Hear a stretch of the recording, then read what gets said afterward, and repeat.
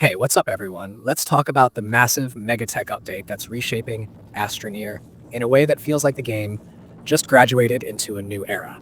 This update brings a paid expansion paired with a free update released alongside it, and even though the expansion is the flashy part everyone's talking about, the free additions are just as important because they become the backbone that makes the big new systems actually work. The moment you load in, it hits you how ambitious this shift is.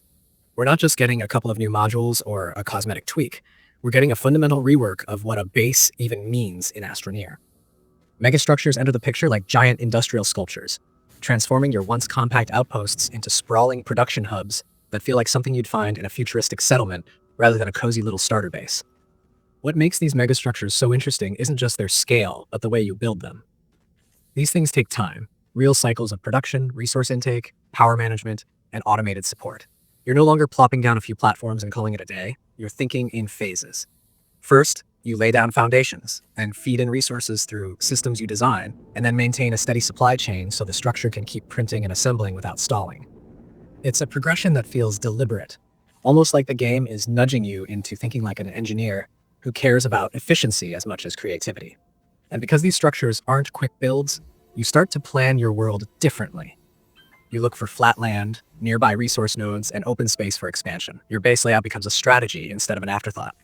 Supporting all of this is the new cargo network system, which honestly might be one of the most transformative pieces the game has introduced.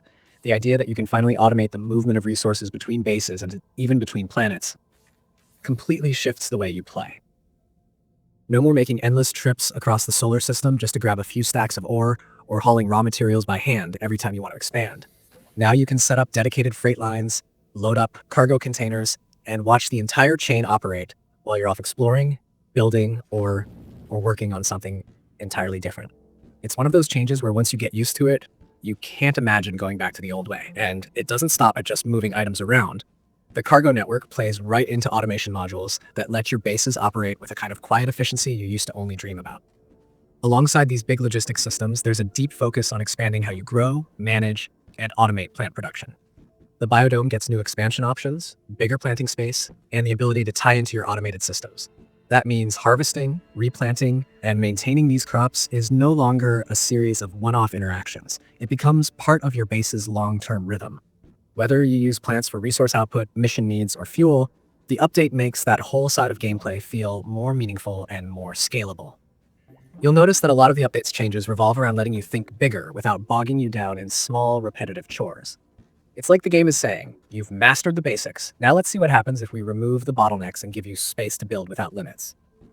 But with all these new systems, power management becomes a whole different beast. Megastructures and huge automated setups draw way more energy than you're used to, and printing the big components can drain your grid if you're not prepared. You start thinking in sustained power rather than burst power. Solar alone isn't enough anymore. You'll want backup generators, bigger batteries, and strategic placement so that your megastructure doesn't grind to a halt mid-print. You begin to understand the flow of energy in your base the same way you understand the flow of resources, and solving that puzzle becomes strangely satisfying. Something that really shines in this update is how it affects multiplayer. Instead of everyone crowding around the same machine or stepping on each other's tasks, you can split responsibilities naturally. One person handles cargo routing, another manages on-site construction, someone else refines and processes materials, and suddenly your game session feels like a smooth, coordinated mission. And even though there were a few minor hiccups early on with things like invites, the overall potential for co-op creativity is way higher than before.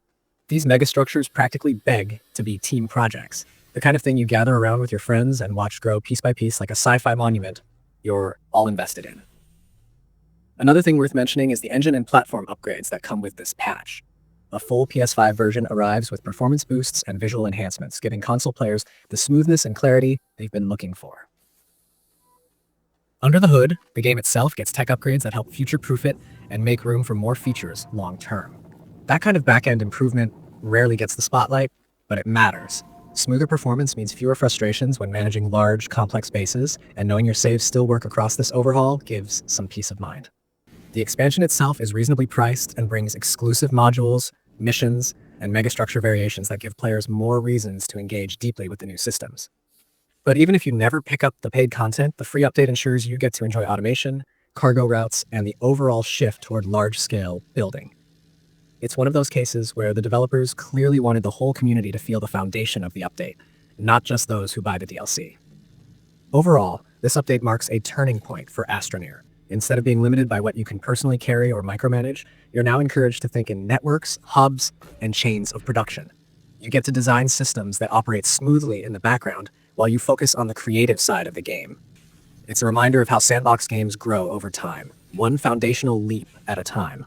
And this one feels like one of the biggest the game has taken so far.